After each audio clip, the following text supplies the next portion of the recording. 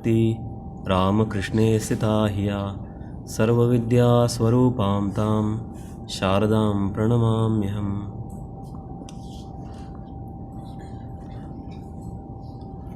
आज के इस शारदा देवी जयंती के शुभ अवसर पर सबको बहुत शुभकामनाएं।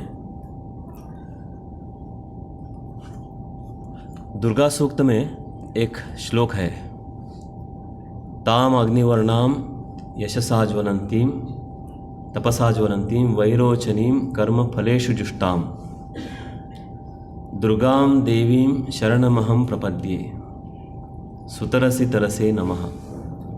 ये दुर्गा देवी का वर्णन है। तो इसका अर्थ ऐसा है कि मैं दुर्गा देवी को समर्पित हूँ। ये दुर्गा देवी अपने तपोबल के कारण अग्नि के समान तेजस्वी है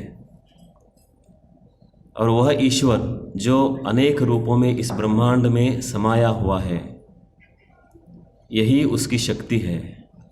यह शक्ति हर किसी के कर्म और फल में कार्यरत है, इसलिए हर किसी को उसके कर्म के अनुसार फल मिलता है। हे देवी, आप सभी को आपको कठिन से कठिन परिस्थितियों में भी बहुत आसानी से बाहर सबको निकालती है। आपको हमारा प्रणाम। इसमें वैरोचनी ये शब्द बहुत महत्वपूर्ण है। वो वैरोचनी शब्द जो है वो परमात्मा के संबंध में है और परमात्मा जो है वो सब विश्व में व्याप्त है, हर प्राणियों में, हर चराचर में व्याप्त है।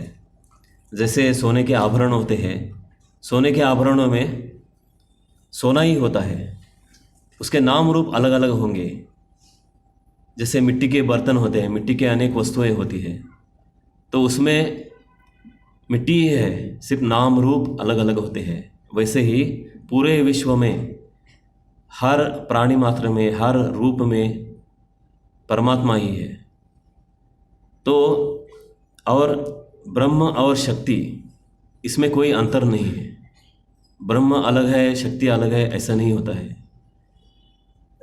तो इसलिए शारदा देवी का वर्णन जब करते हैं तब यथाग्नेर दाहिका शक्ति, जैसे अग्नि और दाहिका शक्ति अलग नहीं हो सकती, वैसे ही श्री राम कृष्ण और शारदा देवी, ये परमात्मा परब्रह्म और शक्ति पराशक्ति, ये अलग नहीं है।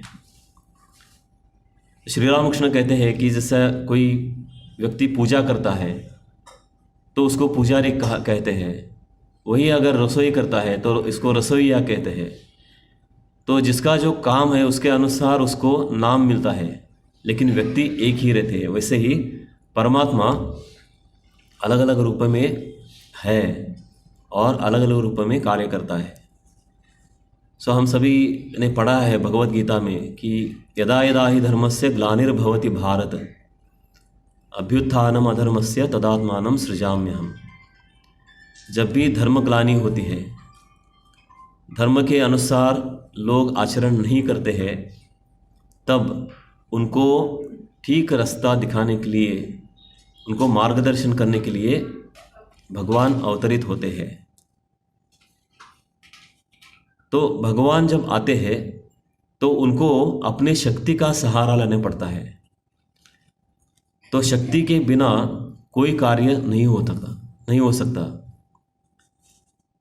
तो अगर हम भारतीय इतिहास का अध्ययन करेंगे तो उसमें पता चलता है कि जिस तरह सीता माई प्रभु रामचंद्र जी के साथ आई थी, जिस तरह राधा जी भगवान श्री कृष्ण के साथ आई थी, जिस तरह चैतन्य महाप्रभु के साथ विष्णु प्रिया आई थी, वैसे ही इस समय श्री राम कृष्ण के साथ शारदा माई ने जन्म लिया।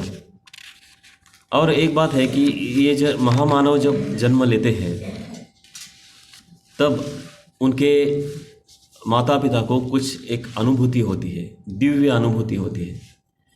ये हर महापुरुष के जन्म के संबंध में देखा जा सकता है। तो वैसे ही शारदा देवी का जन्म होने से पहले उनके माता पिता के को भी ऐसे ही कुछ दिव्य दर्शन हुए थे। शारदा देवी की माता का नाम था श्यामा सुंदरी देवी। श्यामा सुंदरी देवी एक बार बिल्व वृक्ष के नीचे बैठी थी और अपने चिंतन में बैठी। तभी उन्होंने देखा कि एक सुंदर देवी जैसी बालिका पूर्ण सोने के आभरण पहने हुए बिल्व वृक्ष से नीचे उतर रही है। और उतरने के बाद वो श्यामा सुंदरी देवी के पास आती है और उनके गले में अपने कोमल हाथ डालती है। और तभी श्यामा सुंदरी देवी अपना होश खो बैठती है, बेहोश हो जाती है। और जब उनको होश आता है कुछ देर बाद, तब उनको ऐसा लगता है कि उनके गर्भ में वो बालिका ने प्रवेश किया है। उस समय रामचंद्र मुखोपाध्याय जो शारदा देवी के पिताजी थे, उस समय वो कलकत्ता में थे और उनको भी ऐसे ही दर्शन हुए। वो सो रहे थे और निद्रा में उन्होंने देखा कि सपने में कि एक ऐसी सुंदर बालिका पूर्ण सोने के आभरण पहने हुए, वही उनके गले में कोमल अपने हाथ डाल के बोलती है कि मैं आपके पास आई हूँ। और तभी रामचंद्र मुखोपाध्याय की नींद टूट जाती है। और जब वो वापस जयराम बाटी में आते हैं तो ये घटना सुनकर, श्यामा सुंदरी देवी से ये घटना सुनकर उनको दोनों को बहुत आनंद होता है कि साक्षात महालक्ष्मी अपने घर में जन्म लेने वाली है। और कुछ दिनों बाद 22 दिसंबर 1853 को जयराम बाटी गांव में शारदा देवी का जन्म हुआ। उस दिन पौष मास की अष्टमी तिथि थी और तिथि के अनुसार शारदा देवी का जन्मदिन मनाया जाता है। बचपन से ही शारदा देवी का चरित्र कुछ अलग ही था। अपनी माँ को बचपन से ही मदद करती थी काम में, और सबसे बड़ी होने के नाते उनके ऊपर बहुत जिम्मेदारियाँ थीं और उनका रहन सहन भी बहुत साधारण था। लेकिन वो बहुत बुद्धिमान थी और ईश्वर के प्रति बचपन से ही उनकी इतनी श्रद्धा और भक्ति थी कि एक बार एक घटना ऐसी हो गई कि वहाँ एक जगद्धात्री देवी का मंदिर था। उस मंदिर में जगद्धात्री देवी की प्रतिमा थी। उस मंदिर में एक बार शारदा देवी जाके बैठ गई और ध्यान में मग्न हो गई। थोड़ी देर बाद वो पुजारी जब पूजा करने के लिए आया मंदिर में, तब उसने देखा कि 2 मूर्तियां दिखी। उनको शारदा देवी और कौन है और जगद्धात्री कौन है यही समझ में नहीं आया, तो इसलिए पूजा न करके ही वो चला गया। इतना वो एक रूप हो गई थी जगद्धात्री के साथ। और कितना उनका शारदा देवी का हृदय करुणामय था, ये इस घटना से पता चलता है कि एक बार वहाँ अकाल हुआ था। ना फसल थी, ना पानी था, ना खाने के लिए कुछ था लोगों के पास। बहुत सारे लोग भूखे ही मर रहे थे। और उस समय रामचंद्र मुखोपाध्याय जी ने अपने पास जो भी कुछ धान था उससे खिचड़ी बनाकर सबको खिलाना शुरू किया। जो भी आएगा उनको खिलाना शुरू किया। तो उस समय खिचड़ी परोसते समय वो गरम गरम थी, तभी छोटी सी शारदा देवी वो ठंडा करने के लिए वो पंखे से हवा देती थी ताकि जल्दी से जल्दी वो लोग खा सके। और उनको भी बहुत बड़ा दुख हुआ ये सब देखकर। और श्री रामकृष्ण, उसके बाद श्री रामकृष्ण और शारदा देवी का विवाह हुआ। वो भी एक विचित्र दैवी घटना थी। श्री रामकृष्ण तपस्या में लीन थे और लोगों को ऐसा लग रहा था कि वो उनका वो तपस्या में उनकी बुद्धि भ्रष्ट हो गई है और ये नॉर्मल आदमी जैसे व्यवहार नहीं कर रहे हैं। तो उनकी माँ ने सोचा कि इनका विवाह कर देने से शायद वो ठीक हो जाएंगे। तो इसलिए यहाँ वहाँ उन्होंने लड़की ढूंढना आरंभ किया विवाह के लिए, लेकिन कुछ उनको यश नहीं आया। इसलिए श्री रामकृष्ण खुद ही बोले बाद में हंसते हुए कि तुम जिसको ढूंढ रहे हो तुम लोग, वो जयराम बाटी में ऑलरेडी वहाँ है, मुखोपाध्याय के घर में। तो उस समय शारदा देवी की उम्र 5 वर्ष थी और श्री रामकृष्ण 23 वर्ष के थे। ये एक बहुत बड़ा अद्भुत विवाह था।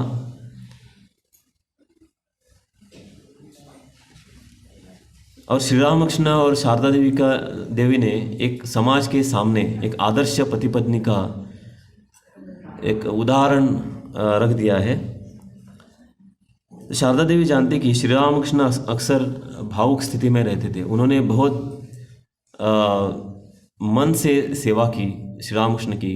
उनको पता था कि अक्सर भावावस्था में होते थे, क्योंकि श्री रामकृष्ण हमेशा कुछ भी छोटी घटना से भी उनका मन उद्दीपित हो जाता था और परमात्मा में लीन हो जाता था।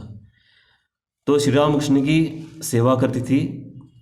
श्री रामकृष्ण के पैरों पर तेल मलना और उनको जो आसानी से पचन होगा ऐसा अन्न खिलाना, ये सब शारदा देवी करती थी। तो उस समय शारदा देवी स्वयं को भूल जाती थी श्री रामकृष्ण की सेवा करते समय। और एक बार क्या हुआ, श्री रामकृष्ण ने माताजी शारदा देवी से पूछा कि क्या तुम मेरी पत्नी बनकर मेरी साधना में बाधा डालने के लिए आई हो? ऐसा पूछने से शारदा देवी ने तुरंत उत्तर दिया कि बिल्कुल नहीं, मैं क्यों साधना में बाधा डालूं, मैं तो बल्कि आध्यात्मिक पथ पर आपकी सहायता करने आई हूँ। और एक बार ऐसे हो गए घटना, एक बार शारदा देवी श्री रामकृष्ण के पैरों पर तेल का मसाज कर रही थी। उस समय उन्होंने अचानक श्री रामकृष्ण से पूछा कि मेरे प्रति आपकी भावना क्या है? तो श्री रामकृष्ण ने तुरंत उत्तर दिया बिना सोच के कि जिस माँ ने मुझे जन्म दिया, जो भगवती मंदिर में है, वही माँ अब मेरे पैरों पर तेल मल रही है। ये कितना पवित्र रिश्ता है, ये समझने के लिए बहुत प्रयास करने पड़ेंगे। ये समझना बहुत ही कठिन है, इतनी पवित्रता। इसलिए शारदा देवी को बोलते हैं, अभेदानंद जी ने लिखा है अपने स्तोत्र में, पवित्रता स्वरूपिण्ये तस्यै कुर्मो नमो नमः और यथाग्नेर दाहिका शक्ति। ये दोनों अलग नहीं थे। सर्वविद्या स्वरूपाम था शारदाम प्रणमाम्यहम्। अर्थात जैसे अग्नि में ऊष्मा होता है, दहन शक्ति होती है और वो अलग अलग नहीं होते, वैसे ही शारदा देवी और श्री रामकृष्ण दोनों एक ही थे। और श्री रामकृष्ण की महासमाधि के बाद उनकी पूजा करते समय शारदा देवी बहुत तन्मय होती थी और उनके लिए जब निवेदन करती थी, थाली सजाकर, थाली में सब सामग्री सजाकर वो श्री रामकृष्ण को बुलाती थी और श्री रामकृष्ण आते भी थे। किसी ने उनको पूछा, किसी शिष्य ने, कि क्या सचमुच श्री रामकृष्ण प्रसाद स्वीकार करते हैं? तो शारदा देवी माताजी ने कहा कि हाँ, मैं श्री रामकृष्ण को आसन पर बैठकर प्रसाद खाते हुए देखती हूँ, लेकिन वह सब सामग्री या सब जो आइटम्स रहते हैं थाली में वो सब ग्रहण नहीं करते हैं। कुछ आइटम्स की ओर देखते हैं और दृष्टिभोग करते हैं, लेकिन अगर दिल से अंतःकरण से कोई निवेदन करता है तो वो जरूर ग्रहण करते हैं। तो श्री रामकृष्ण ने एक बार शारदा देवी के बारे में कहा था कि वह वास्तव में सरस्वती है और वह लोगों को ज्ञान देने आई है। इस बार वह अपनी सुंदरता में पर्दा डालकर आई है ताकि कोई आसानी से उनको पहचान ना सके। तो उनको महादेवी कहा जाता है। महादेवी मतलब जिनमें सब देवियों के रूप है, प्रकट हुए हैं सब देवियों के रूप। तो ऐसे बहुत सारे उदाहरण मिलते हैं कि जब श्री रामकृष्ण के महासमाधि के बाद शारदा देवी तीर्थ यात्रा पर निकली, तब वो सब लोग रामेश्वर में आ गए और वहाँ रामेश्वर में जो शिवलिंग है, वो शिवलिंग की पूजा करते समय जैसे ही पहली बार शारदा देवी ने देखा शिवलिंग, तो स्फूर्त उनके मुख से उद्गार आ गए कि जैसा मैंने रखा था वैसा ही है। इसका मतलब प्रभु रामचंद्र के समय सीता माता ने जो शिवलिंग बनाया था, तो उनको स्मरण हो गया, उनको स्मरण हो गया और उस समय जैसा था वैसा ही है, ऐसा उनका कहना था। और एक बार ऐसा हो गया कि शारदा देवी पेट की व्याधि से बहुत पीड़ित थी और दर्द कम नहीं हो रहा था। इसलिए एक डॉक्टर भक्त थे, वैकुंठ उनका नाम था, उनको बुलाया गया। वो होम्योपैथी डॉक्टर थे, तो उनको बुलाया गया।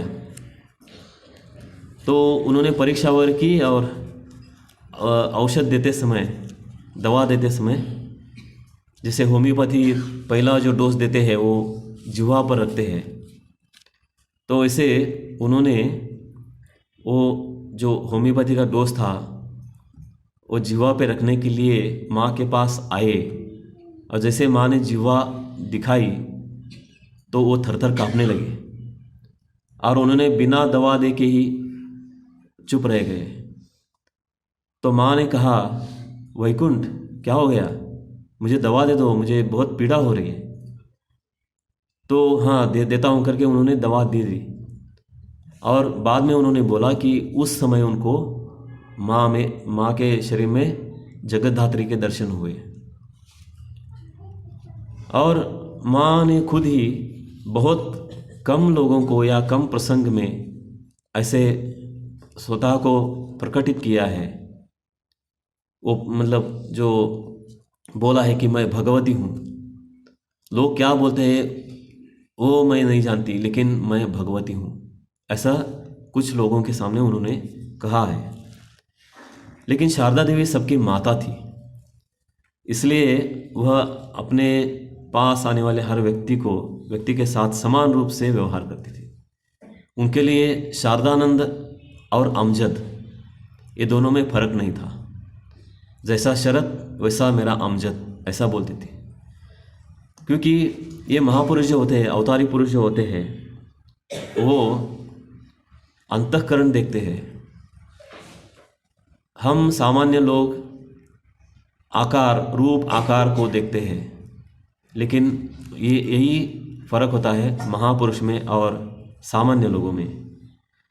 तो जगत जननी थी, इसलिए उन्होंने सभी शिष्यों का बोझ ऐसे उठाया जैसे एक माँ अपने बच्चों का बोझ उठाती है। तो वो कहती थी कि मैं तुम्हारी असली माँ हूँ, सिर्फ काल्पनिक माँ नहीं हूँ। इसलिए तुम लोग जब किसी भी मुसीबत में हो, कोई भी अगर परेशानी हो, कठिन समस्या हो, तो तुरंत एक बात मन में याद रखना कि मेरी माँ है। तो ये जब याद करते हैं तब कितना सहारा मिलता है। तो वो श्री रामकृष्ण के शिष्यों का कई युवा शिष्य थे जो बाद में सन्यासी हो गए, प्रसिद्ध सन्यासी हो गए। जैसे नरेंद्र स्वामी विवेकानंद हो गए, राखाल स्वामी ब्रह्मानंद हो गए, बाबूराम स्वामी प्रेमानंद हो गए। ऐसे बहुत अनेक युवक शिष्य, और माँ उन सभी को बहुत स्नेह करती थी, उनको अच्छी तरह ख्याल रखती थी। उनको जब भी वो दक्षिणेश्वर आते थे उनको अच्छी तरह से खिलाती पिलाती थी। तो उनको भी लगता था कि यही हमारी असली माँ है, क्योंकि वो तो जगत जननी थी, प्रकृति थी। हम तो प्रकृति से ही सब जन्म हुए हैं। तो एक बार उन्होंने बाबूराम महाराज मतलब प्रेमानंद जो हुए बाद में, उनको बहुत सारी रोटी खिलाई। माँ खिलाने में लिबरल थी, वो कुछ उनका अनुशासन नहीं था, लेकिन श्री रामकृष्ण बहुत अनुशासित थे।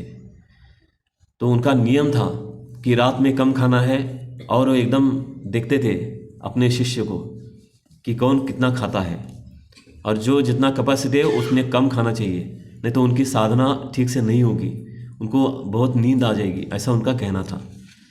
तो उन्होंने देखा कि माँ ने एक बार रात को बहुत रोटियां खिलाई बाबूराम महाराज को। तो ये देखकर वो माँ के पास गए श्री रामकृष्ण, और कहा उन्होंने कि अगर तुम ऐसे खिलाओगी तो वो साधना कैसे करेंगे।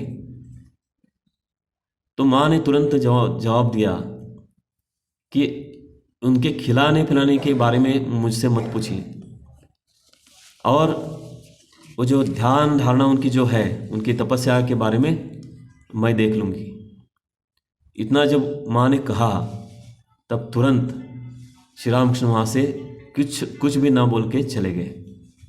लेकिन श्री रामकृष्ण को बहुत अच्छा लगा कि माँ ने अपने कंधों पर उनकी जवाबदारी ले ली है। तो जो भी माँ के संग में आता था उनका हृदय परिवर्तन हो जाता था। कितना भी आदमी कितना भी अच्छे अंतःकरण का नहीं होगा।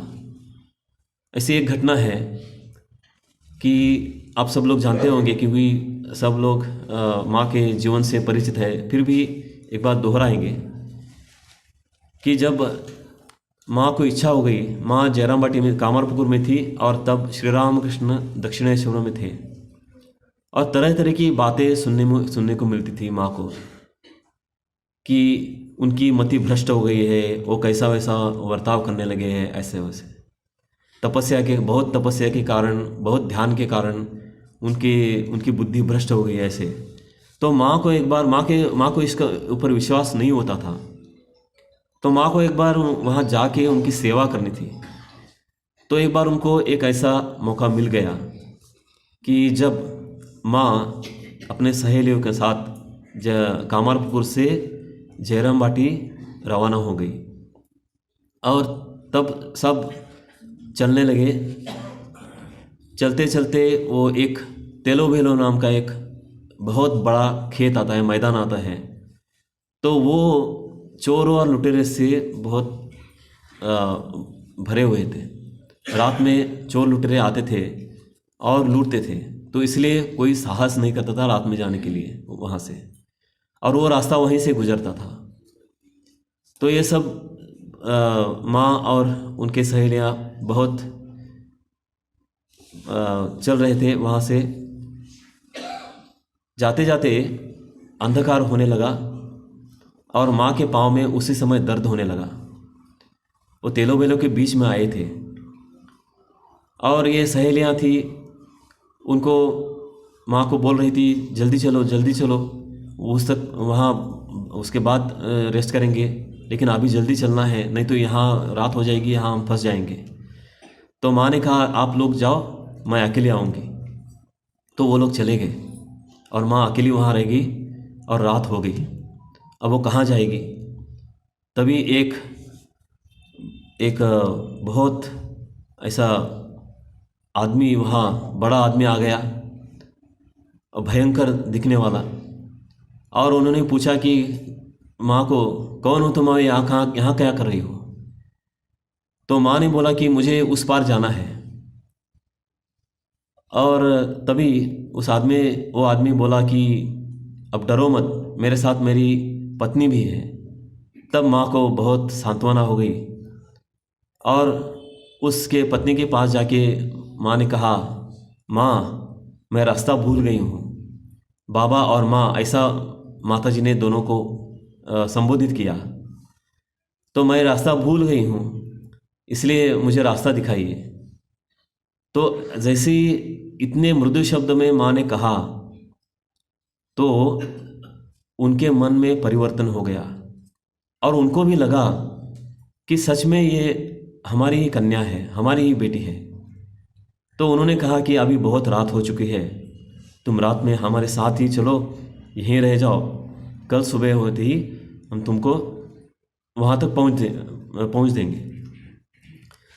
तो तब रात में उन्होंने उनके खाने की व्यवस्था, माता जी की खाने की व्यवस्था की, सोने के लिए जो भी उनके पास, वो गरीब थे, और जो साधारण कपड़े थे वो दे के उनकी व्यवस्था की सोने की वगैरह। और सुबह होते ही उन्होंने वो उनको रास्ता दिखा दिया। तो ऐसे, और जब माँ से विदा लेते समय उनको बहुत दुख हो रहा था कि जैसे कि उनकी बेटी ही कहीं दूर जा रही है। मतलब एक रात में कितना परिवर्तन हो गया। तो इसलिए माँ कहती थी कि महिलाओं को धैर्य रखना चाहिए, जरा भी कुछ मन के विरुद्ध हो जाए तो नाराज़ नहीं होना है, उसमें कुछ मार्ग ढूंढना है। और श्री रामकृष्ण और शारदा देवी शिव और शक्ति के समान अविभाज्य थे। 16 अगस्त 1886 के दिन श्री रामकृष्ण ने महासमाधि ले ली और अपना अवतार समाप्त कर लिया। श्री रामकृष्ण के महानिर्वाण के बाद माता जी को बहुत दुख हो गया, उनके दुख के लिए सीमा नहीं रही।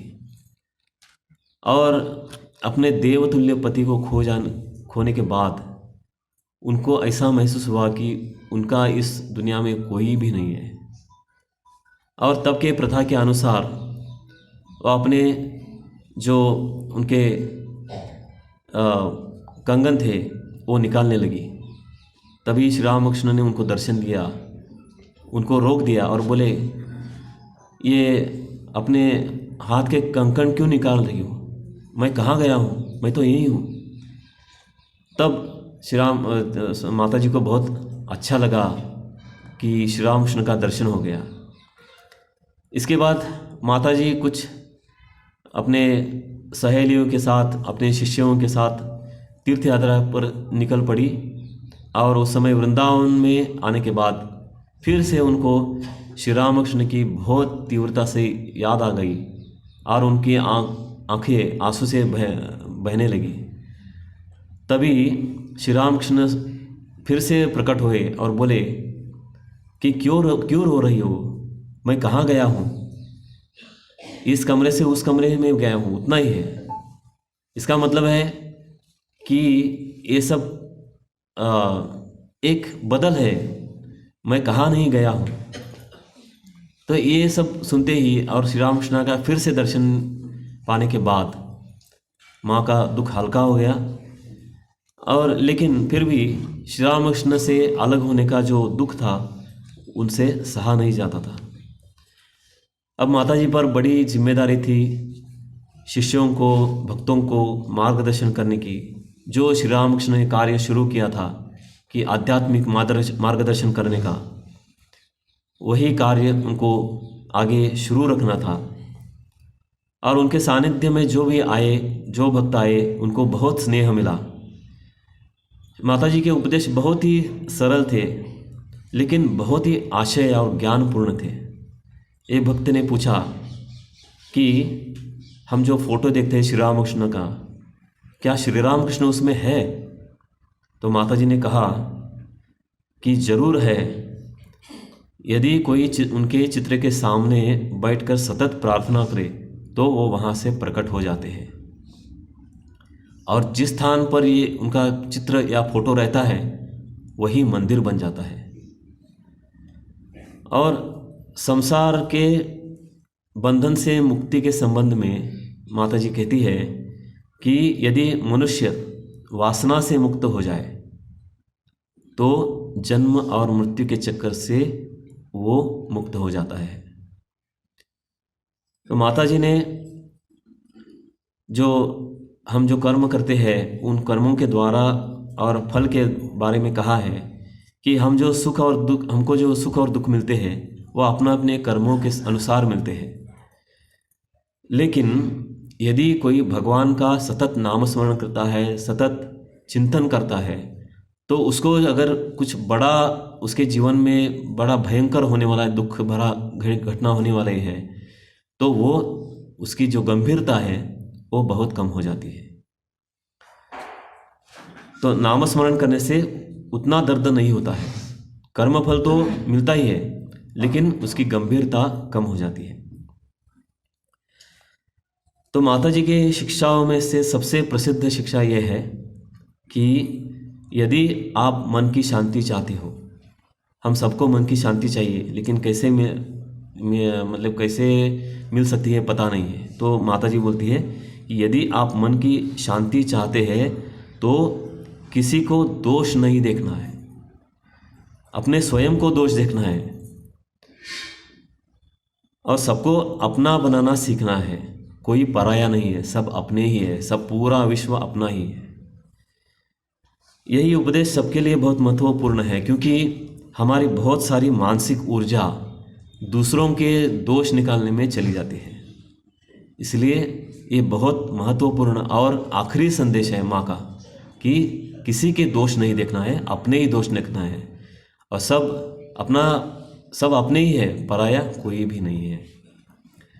तो इस शुभ अवसर पर हम माता जी से प्रार्थना करते हैं कि हमको ज्ञान भक्ति ठाकुर के चरणों में मिले और अपना जीवन जो है वो शांतिमय हो। ओम निरंजनम नित्यम अनंतरूपम भक्तानुकंपा धृतविग्रहं वै ईशावतारं परमेशमीड्यं तं रामकृष्णं